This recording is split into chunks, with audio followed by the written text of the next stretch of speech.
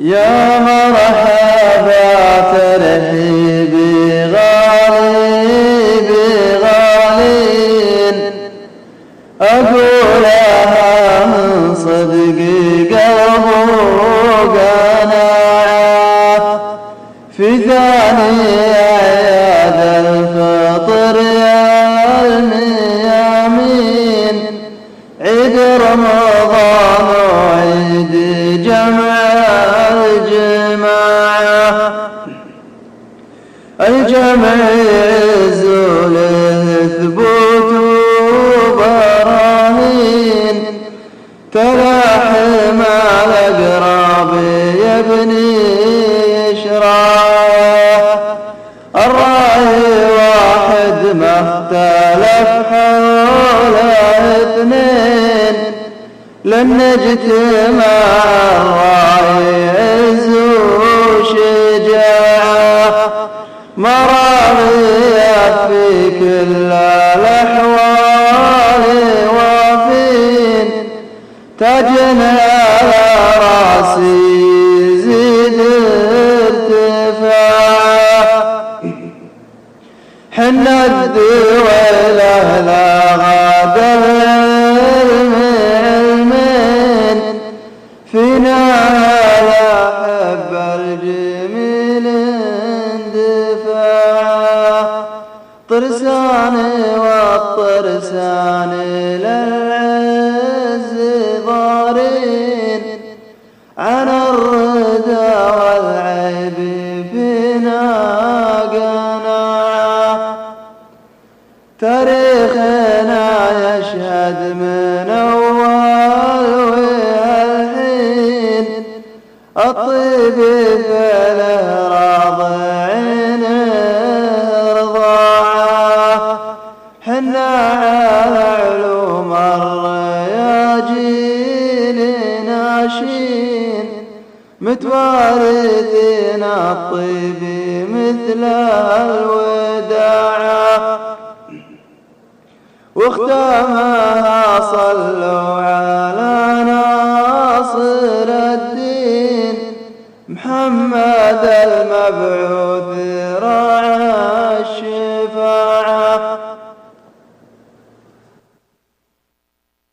قالوا وش انتو قلت ربع الدولة، يا جاهل عنا رح وانشد الترك، طرساني لا صاح الخليل الخليلة، ودوله لي يا عرق الحمية تحرك، هم الدولة وهم تيهنا الدليلة، هم عزوتي لي الفخر ولا شك، يا كم فيهم كاسبين الجميلة، ويا كم فيهم من شجاع ومفتك، يوم الترك شاشوا زميله، بواد الفراع من وكاد ومدرك، رساني بالشفا زرقهم عجيله، راحوا تعشتهم سباعا على فك، قالوا دوله قال حنا الدولة،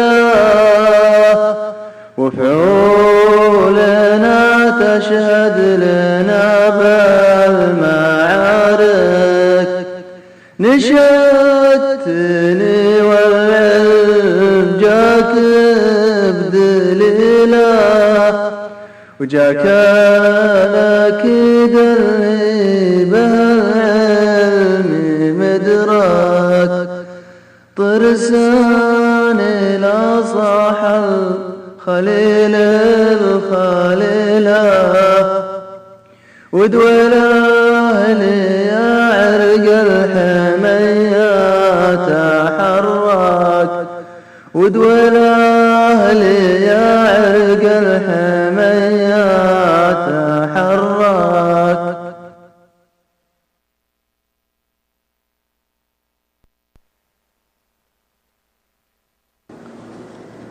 يا مرحبا ترحيبي غالي بغالين أقولها من صدقي قلبه قناعة في ثاني أعياد الفطر يا الميامين عيد رمضان وعيد جمع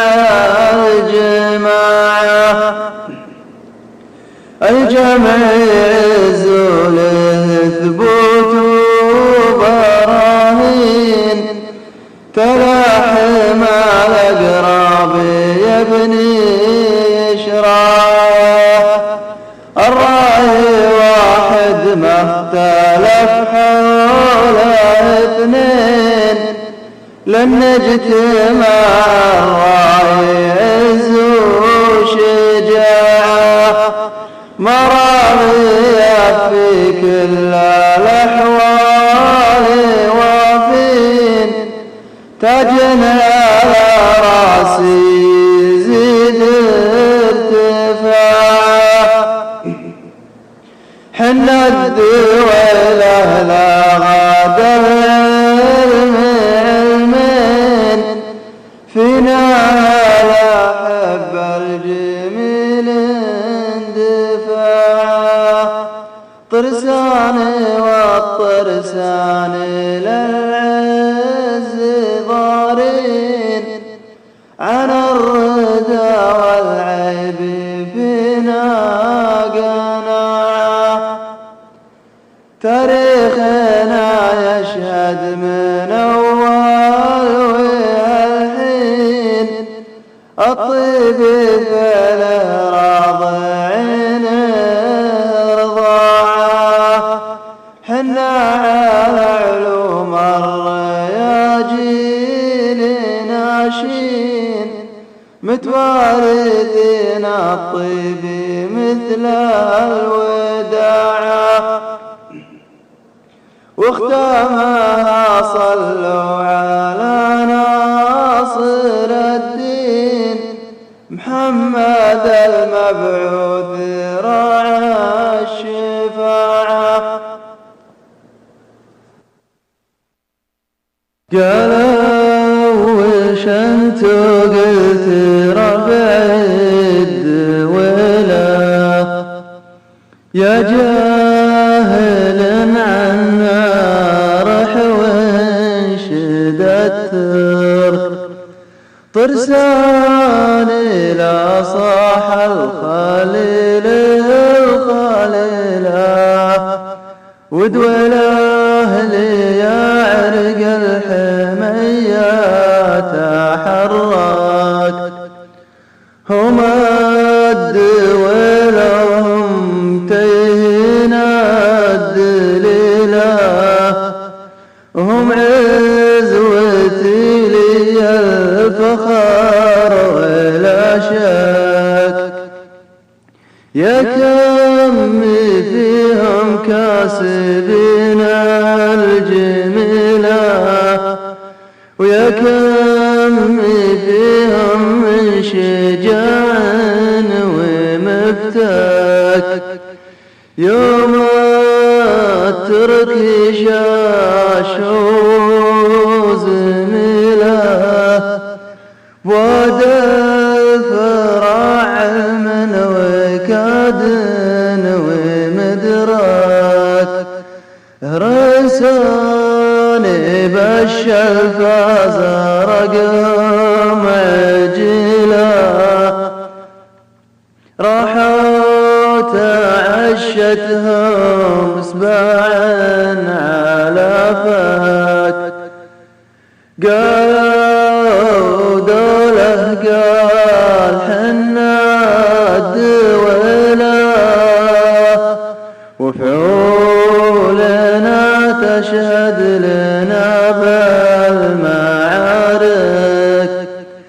نشدتني والعلم جاك بدليله، وجاك الأكيد اللي بهالعلم مدراك. طرساني لا صاح الخليل الخليله، ودوله لي يا عرق الحميات تحرك، ودوله لي يا عرق الحميات تحرك.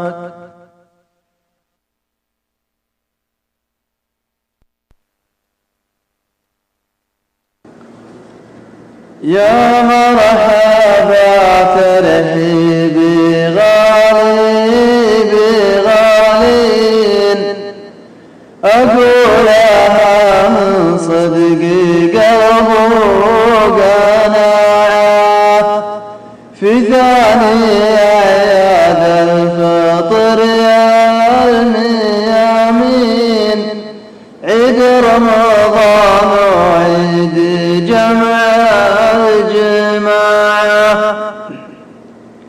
الجمع يعز له ثبوت وبراهين، تلاحم الأقراب يبني شراعه. الراعي واحد ما اختلف حوله اثنين، لن نجتمع الراعي عز وشجاعه. مرامية في كل الأحوال وافين، تاجنا على راسي يزيد ارتفاعه. حنا الدويلة لا غاد العلم علمين، فينا لا حب الجميل اندفاعه. طرساني والطرساني للعز ضارين، عن الردى والعيب فينا قناعة. تاريخنا يشهد من أول والحين، الطيب فله راضعين رضاعه. حنا على علوم الرياجيل ناشين، متوارثين الطيب مثل الوداعه. واختامها صلوا على ناصر الدين، محمد المبعوث راعى الشفاعة. قالوا وش انتو قلت ربع الدولة، يا جاهل عنا رح وانشد الترك. طرساني لا صاح الخليل الخليلة، ودوله لي يا عرق الحميات تحرك. هم الدولة هم تيهنا الدليلة، هم عزوتي لي الفخر ولا شك. يا كم فيهم كاسبين الجميلة، ويا كم فيهم من شجاع ومفتك. يوم الترك شاشوا زميله، واد الفراع من وكاد ومدراك. رساني بالشلفة رقم عجلة راحوا تعشتهم سباعا على فات قالوا دوله قال حنا الدولة وفعولنا تشهد لنا بالمعارك نشدتني والعلم جاك بدليله وجاك الأكيد اللي بالعلم مدرك طرساني لا صاح الخليل الخليلة ودوله لي يا عرق الحمية تحرك ودوله لي يا عرق الحمية تحرك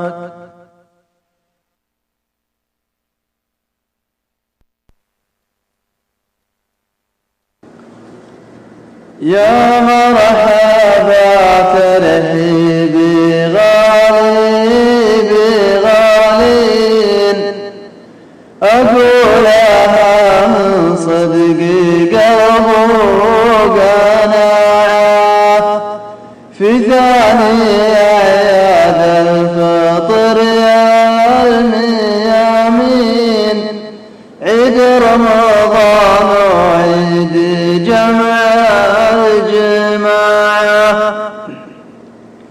الجمع يعز له ثبوت وبراهين تلاحم الأقراب يبني يشرع الرأي واحد ما اختلف حوله اثنين لن نجتمع الرأي عز وشجاعة مراضية في كل الأحوال وافين تاجنا على راسي يزيد ارتفاع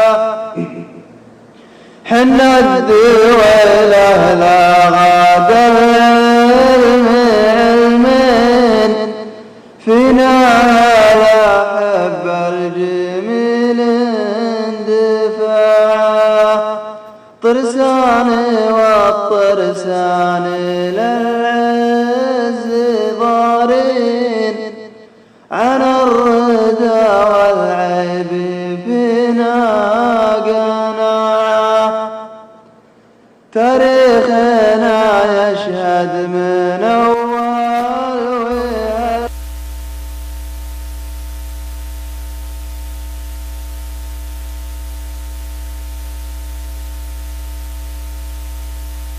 بسم الله الرحمن الرحيم. 2 من شوال عام 1435 ثاني أيام عيد الفطر المبارك. مركز القرين منطقة القصيم حفل معايدة فخذ المراغية من الطرسان من قبيلة حرب العريقة.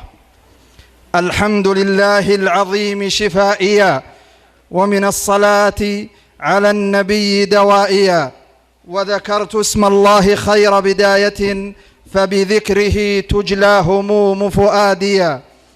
2 من شوال يوم سعادتي بهر العيون وميضها متساميا من بعد عيد الفطر عيد وجودكم أعظم برهط قد أجاب ندائيا فإلى كلام الله والذكر الحكيم ونوره متوهجا متلاليا أصغوا المسامع والقلوب وعقلكم ودعوا المشاغل والكلام ثوانيا. القرآن الكريم يتلوه على مسامعنا الشيخ فهد بن مطر الطريسي. أعوذ بالله من الشيطان الرجيم. يا أيها الذين آمنوا اتقوا الله ولتنظر نفس ما قدمت لغد واتقوا الله إن الله خبير بما تعملون. ولا تكونوا كالذين نسوا الله فأنساهم أنفسهم أولئك هم الفاسقون. لا يستوي أصحاب النار وأصحاب الجنة، أصحاب الجنة هم الفائزون. لو أنزلنا هذا القرآن على جبل لرأيته خاشعا متصدعا من خشية الله. وتلك الأمثال نضربها للناس لعلهم يتفكرون.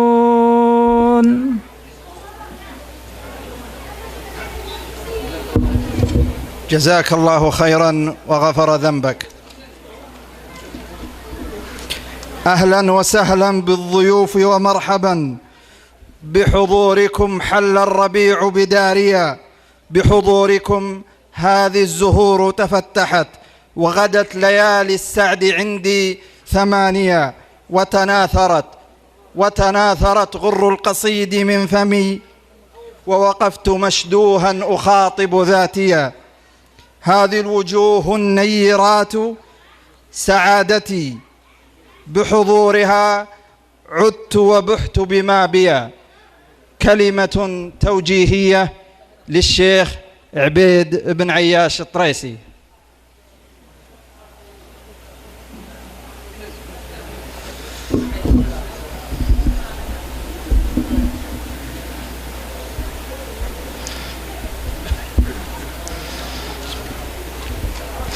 الحمد لله الذي أسبغ النعم وكف النقم، تفضل على المحسن بالأجر وعلى المسيء بالمغفرة والستر.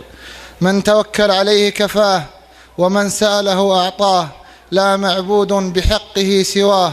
ثم الصلاة والسلام على النبي المهداه والنعمة المسداه، محمد وآله وصحبه ومن والاه. السلام عليكم ورحمة الله وبركاته. فها هي نعم الله علينا تتجدد، فبعد أن من الله علينا بإتمام صيام رمضان تقبله الله منا ومنكم، أطل علينا عيد الفطر المبارك أيام فرح وتواصل وتآخي.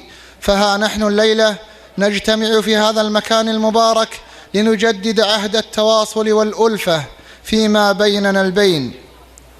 ولعل هذا الاجتماع المبارك يحصل فيه أجر صلة الأرحام، وكذلك صلة الأقارب وما فيهما من الأجر الكبير. فقد قال الله تعالى: يا أيها الناس اتقوا ربكم الذي خلقكم من نفس واحدة وخلق منها زوجها وبث فيهما رجالا ونساء واتقوا الله الذي تساءلون به والأرحام إن الله كان عليكم رقيبا. وعن أبي أيوب الأنصاري رضي الله عنه أن رجلا قال للنبي صلى الله عليه وسلم: أخبرني بعمل يدخلني الجنة. فقال النبي صلى الله عليه وسلم: تعبد الله ولا تشرك به شيئا، وتقيم الصلاة، وتؤتي الزكاة، وتصل الرحم. رواه البخاري. وكذلك عن أنس بن مالك رضي الله عنه قال: قال رسول الله صلى الله عليه وسلم: من سره أن يبسط له في رزقه وينسأ له في أثره فليصل رحمه. ومعنى ينسأ له في أثره أي يطال له في عمره. فحري بنا أن نبادر وأن نخلص النية ونحتسب الأجر على الله بأن يكون هذا الاجتماع من صلتنا بأرحامنا وأقاربنا. والصلة تكون بالزيارة وتفقد الأحوال القريب وتلبية الدعوة ومشاركة الأحزان وكذلك الدعوة إلى الله.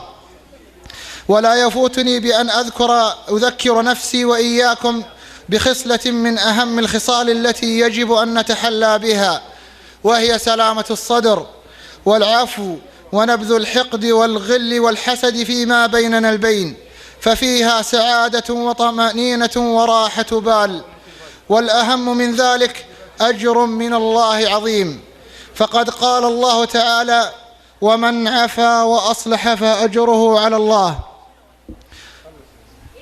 قال أنس بن مالك رضي الله عنه: كنا في المسجد عند رسول الله، فقال النبي عليه الصلاة والسلام: يدخل عليكم من هذا الباب رجل من أهل الجنة.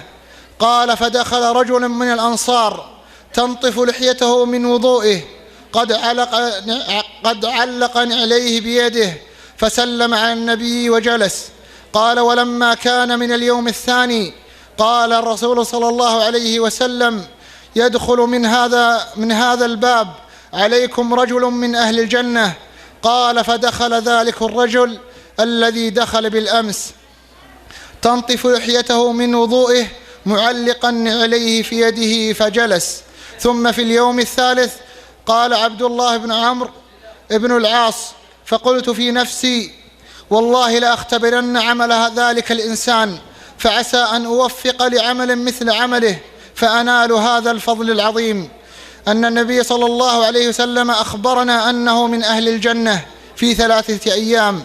فأتى عليه عبد الله بن عمرو فقال: يا عم، إني لأحييت أبي، أي خاصمت أبي، فأردت أن أبيت 3 ليال عندك، 3 ليال عندك، آليت على نفسي ألا أبيت عنده، فإن أذنت لي أن أبيت عندك تلك الليالي فافعل. قال: لا بأس. قال عبد الله: فبت عنده 3 ليال، والله ما رأيت كثير صلاة ولا قراءة ولكنه إذا انقلب على فراشه من جنب إلى جنب ذكر الله، فإذا أصبح الصبح قام فصلى. فلما مضت الأيام 3 قلت: يا عم، والله ما بيني وبين أبي من خصومة، ولكن رسول الله صلى الله عليه وسلم ذكرك في أيامك 3 في أيام انصرفت من دعائي من أهل الجنة، فما رأيت مزيد عمل. قاله: يا ابن أخي، ما رأيت. فلما انصرفت دعاني فقال: غير أني أبيت ليس في قلبي غش على مسلم ولا حسد أبدا من المسلمين على خير ساقه الله إليه. قال عبد الله بن عمرو: تلك التي بلغت بك ما بلغت. انظر كيف سلامة الصدر وخلوه من الحسد، كيف بلغ بصاحبه تلكم المنزلة الرفيعة. فقليل من الأعمال الخالصة يجعلها الله سبابا لنيل صاحبها الخير، والفضل وذلك فضل الله يؤتيه من يشاء. ذلك فضل الله يؤتيه من يشاء. هذا الفضل العظيم لمن وفقه الله تعالى فسلم صدره وصح إيمانه ورضى بما قسم الله له، ولم يحسد أحدا من المسلمين على خير ساقه الله إليه، لا يحاول التنقص منه ولا الحط من قدره ولا تشويه سمعته. ولا يفوتني أن أذكركم بحديث رسول الله صلى الله عليه وسلم، حيث قال صلى الله عليه وسلم: من صام رمضان ثم أتبعه 6 من شوال كان كصيام الدهر كله. هذا، وصلى الله وسلم على نبينا محمد صلى الله عليه وسلم.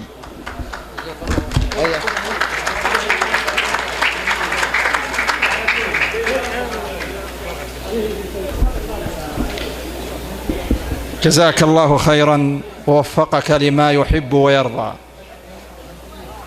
كلمة الحفل للمشرف العام على الحفل، غفر الله ذنبه، الذي بذل الكثير والكثير لإنجاح هذا الحفل، هو وفريق العمل الذي معه.